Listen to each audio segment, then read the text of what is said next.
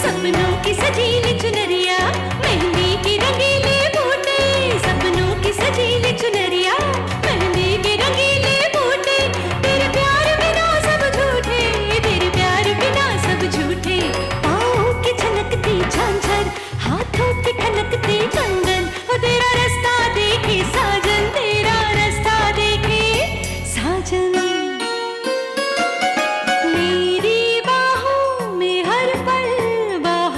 मौसम है बूंद ना बादल कोई, फिर क्यों आँखें नम है, तेरे सिंदूर की लाली अब नहीं मिटने वाली, कह रही हर धड़कन सात जन्मों तक साजन। बनूं मैं तेरी दुल्हन, बनूं मैं तेरी दुल्हन, बनूं मैं तेरी दुल्हन, बनूं मैं तेरी दुल्हन।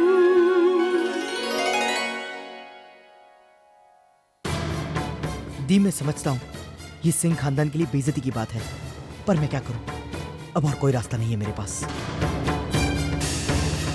परिवार के किसी एक सदस्य पर शक करके हम इस तरह नहीं रह सकते,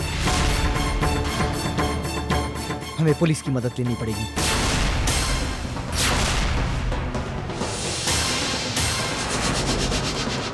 प्लीज।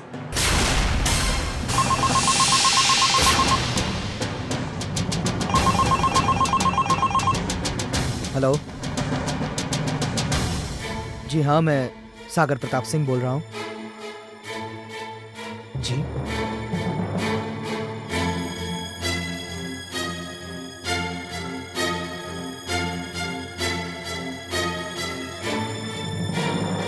Ji, thank you. किसका फोन था सागर? माँ, बहुत इत्तेफाक की बात है, हम पुलिस को बुलाने वाले थे और उन्हीं को फोन आ गया।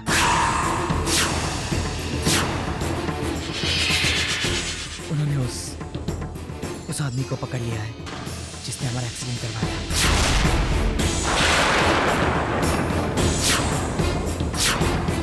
उसने अपना गुनाह कबूल कर लिया है और ये भी कहा है कि ये एक हादसा नहीं था।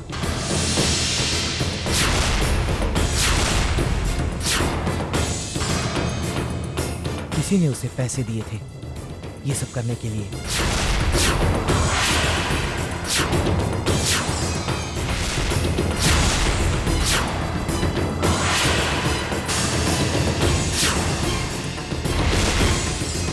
किसने किया ये सब? कोई नाम बताया उसने?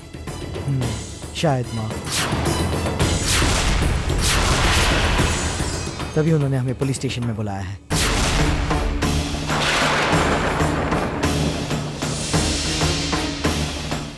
दीदी, हमने कहा था ना आपसे, कितना भी आप छुपाएं सच को, वो सामने आ ही जाता है।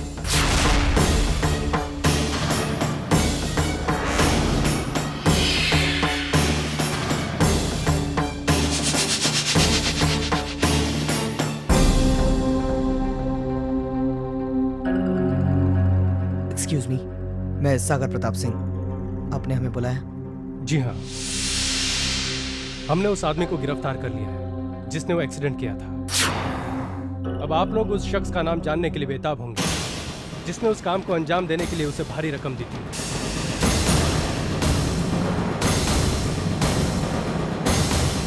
उसका नाम है विद्या सिंह।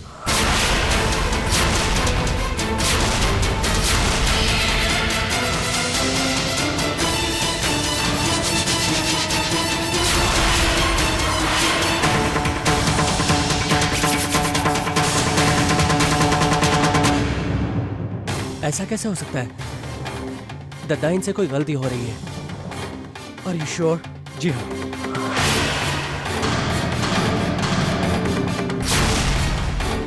उस आदमी ने हमें यही नाम बताया था।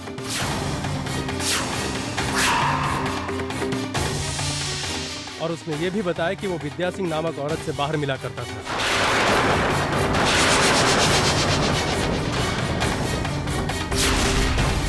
और उसने उसे इस काम को अंजाम देने के लिए एक भारी रकम दी थी।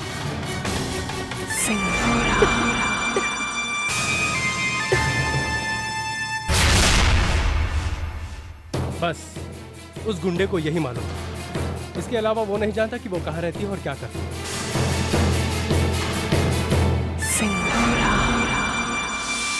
तुम्हें मेरे बारे में कुछ जानने की जरूरत नहीं है। ये पैसा लो और अपना काम पूरा करो। हमें कम से कम आपका नाम तो मालूम होना चाहिए। विद्या सिंह।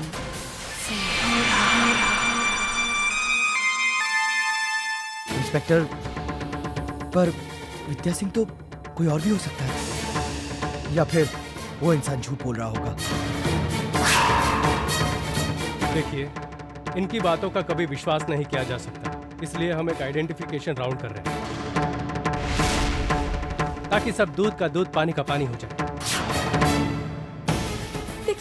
देखिए हमें तो कुछ समझ में नहीं आ रहा है कि ये क्या कह रहे हैं। सुनिए, हम शंभूनाथ जी की कसम खाकर कह रहे हैं कि हमने ऐसा नहीं किया है। वो झूठ कह रहे हैं। देखिए मैम, अब तहकीकात तो करनी होगी। वो गुंडा कहता है कि उसे आपने पैसे दिए थे। हम उसे बुलाएंगे और वो आपको पहचानेगा। क्यों कर रहे हैं आप लोग ऐसा? हम तो आज तक ऐसे किसी इंसान से मिले भी नहीं हैं।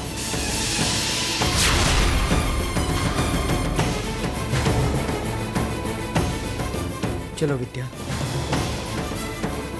देखिए, आप लोग अंदर नहीं जा सकते हैं। आप सब बाहर कांच के दरवाजे से देख सकते हैं। आइए मैम, चलिए।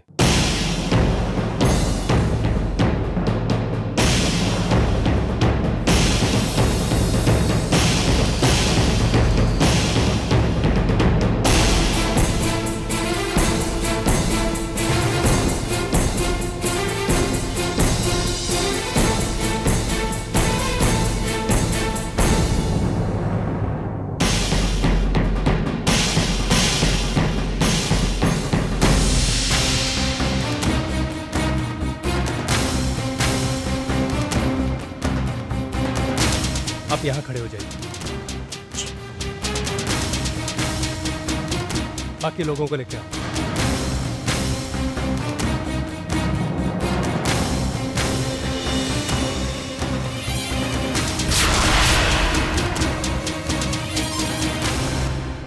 आप सब इनके आसपास खड़े हो जाइए। दद्दा, भाभी को इस तरह। दद्दा, ये सब सही नहीं हो रहा है। हम सब जानते हैं कि भाभी ऐसा नहीं कर सकती हैं, फिर भी हम उनके साथ कैसे होने दे सकते हैं ये सब? हवलदार, लेके आओ उसे। इन्वेस्टिगेशन का यही प्रोसेस है। इसके अलावा सच जानने का और कोई तरीका भी तो नहीं है। अब सब कुछ साफ साफ हो जाएगा।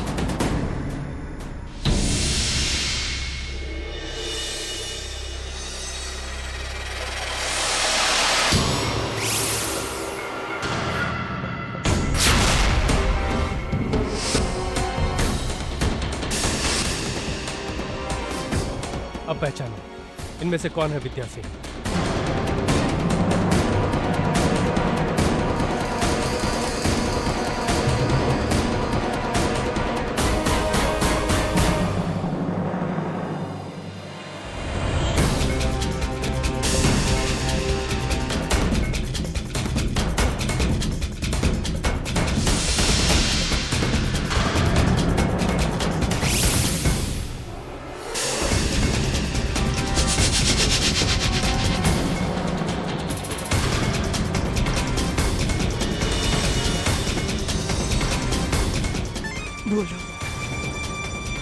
बोलो, यही है विद्या।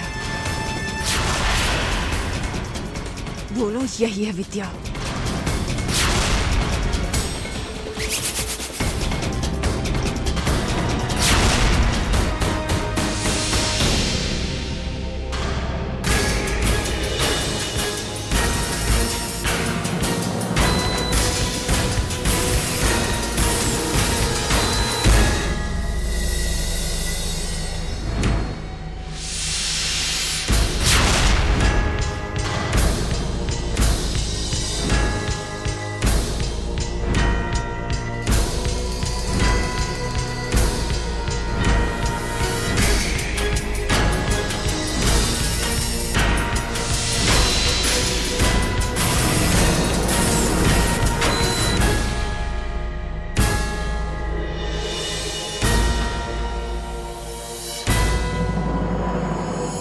कौन है वो विद्या सिंह?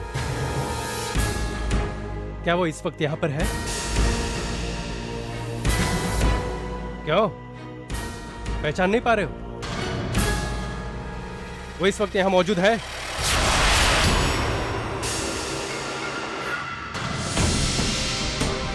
झूठ बोलने की सजा जानते हो तुम?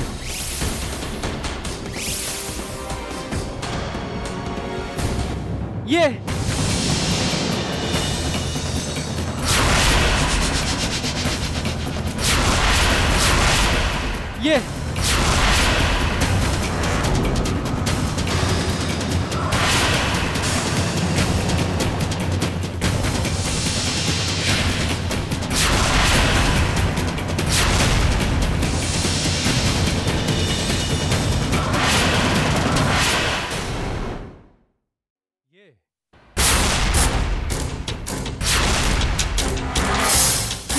नहीं, ये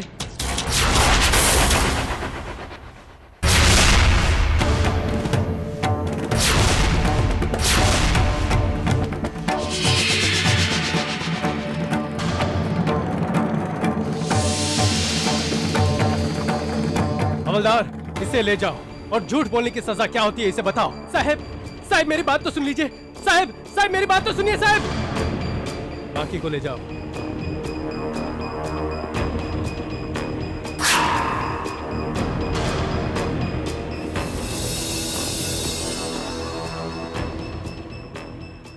आई एम सॉरी विद्या जी, आप चलिए मेरे साथ।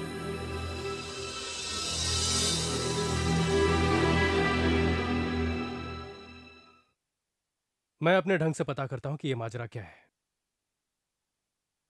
आप कंप्लेंट फाइल कीजिए।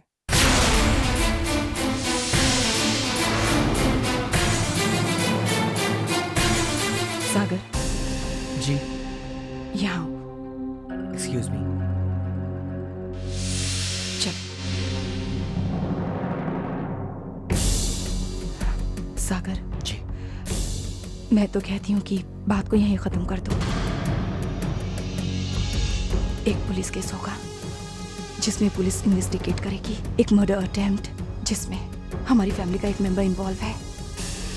नहीं सागर, सिंह खानदान का बहुत नाम उछाला जाएगा। नहीं,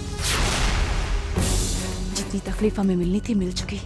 ये सब मैं बर्दाश्त नहीं कर पाऊंगी। पर दी, आप जानती है इस एक्सीडेंट से जीजू की क्या हालत हुई है?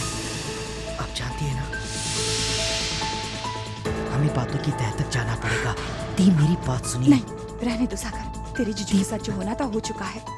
बस मैं इस बात को और नहीं बढ़ाना चाहती। हमें कोई केस नहीं करना है, कोई केस नहीं करना।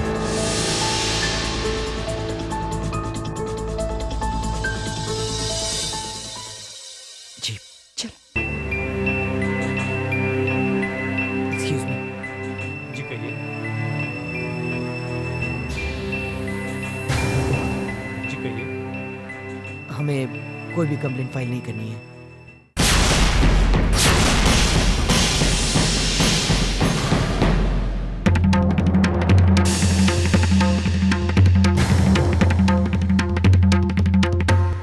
Thank you. जैसे आपकी मर्जी।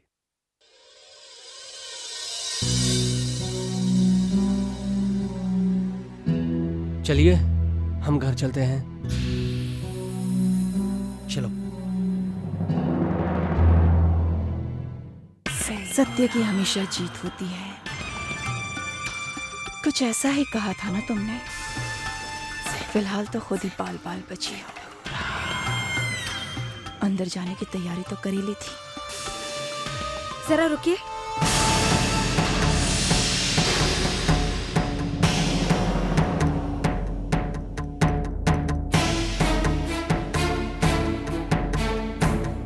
आपने हमें उस गुंडे के सामने तो पेश किया और वो हमें पहचाना नहीं। तो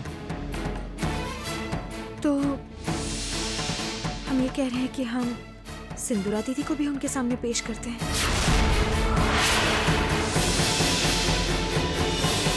हो सकता है वो सिंदूरा दीदी को पहचान जाए। तुम्हारा फिर से दिमाग खराब हो गया विद्या। फिर से फिजूल की बातें कर रही हो। बस विद्या, बहुत हुआ। सागर,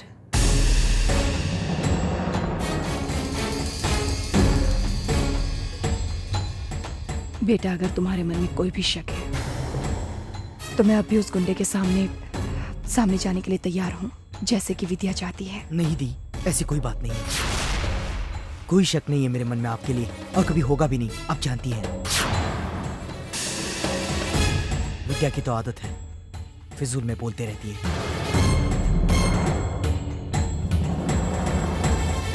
विद्या, अगर तुम मेरी मदद नहीं कर सकती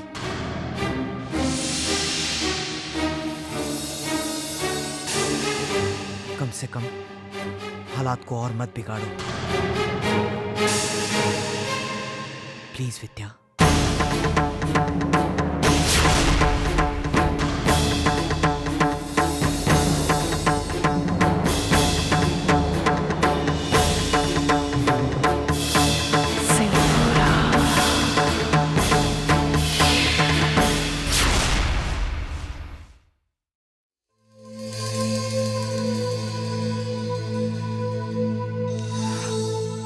अनिकेत, अब कैसा लग रहा है आपको? सच पूछो तो मैं कुछ समझ ही नहीं पा रही हूँ कि आप क्या महसूस कर रहे हैं, आपको कैसा फील हो रहा है।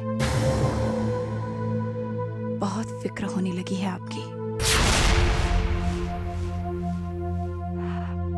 चलिए थोड़ा सा सूप पी लीजिए।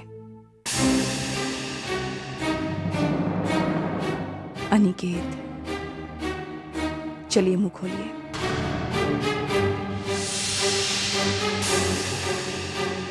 मत खाइए, पड़े रहिए ऐसे ही। क्या हुआ? अरे भारत, आओ ना बेटा। आप पापा पर चिल्ला क्यों रहे थे? देखो ना बेटा, पापा कुछ खा पी नहीं रहे हैं, खाएंगे नहीं तो ठीक कैसे होंगे? मम्मी, मैं खिलाऊं पापा को?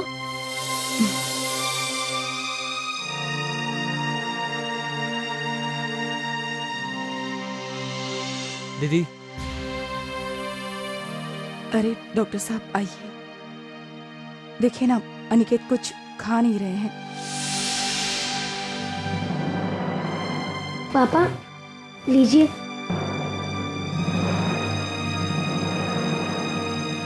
पापा लीजिए ना प्लीज।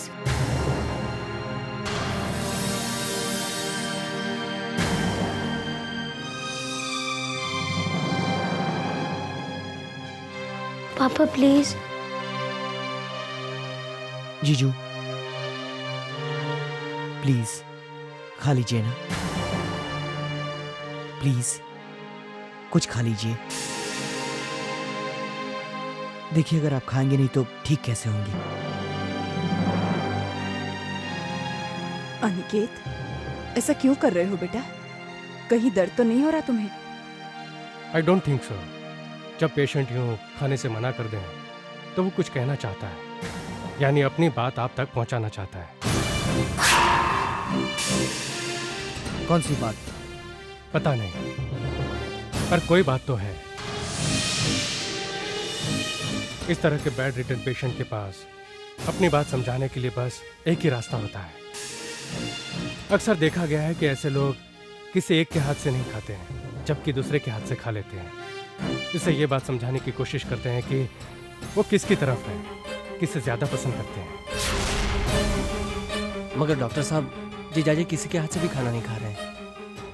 क्या घर में कोई ऐसा नहीं है, I mean, जो इनके करीब हो?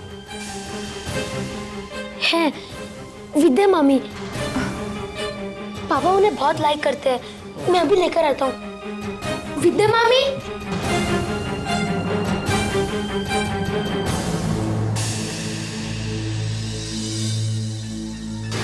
मामी देखिए ना, पापा किसके हाथ से भी नहीं खा रहे हैं। आप कोशिश करके देखिए ना।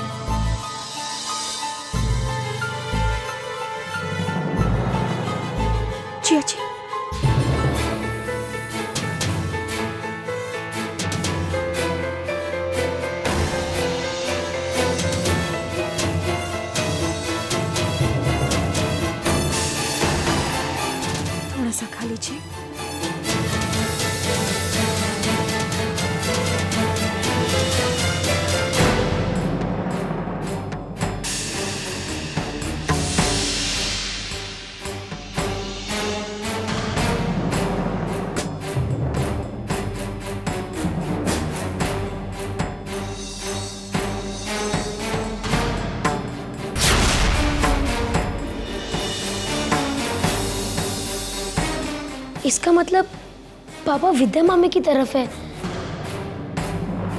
भारत, बहुत बोलते हो तुम, मुंह बंद रखो अपना।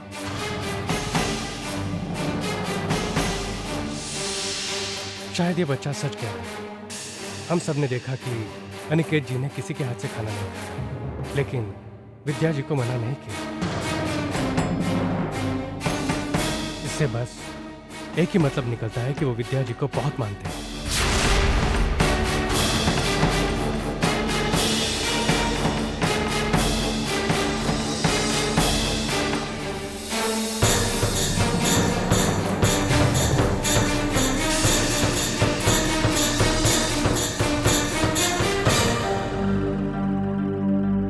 दद्दा,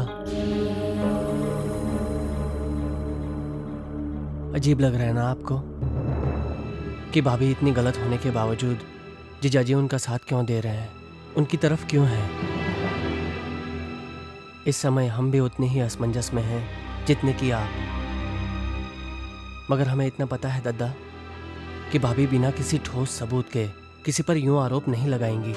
पिछली बार जब उन्होंने दीदी के ऊपर इल्जाम लगाया था तो उनके अंदर झिझक थी, घबराहट थी, मगर इस बार उन्हें खुद पर पूरा विश्वास है दद्दा। और फिर उस रात जब वो लोग मंदिर के लिए निकले थे तब हमने उन्हें अपनी आंखों से जाते हुए देखा था। क्या देखा था तुमने?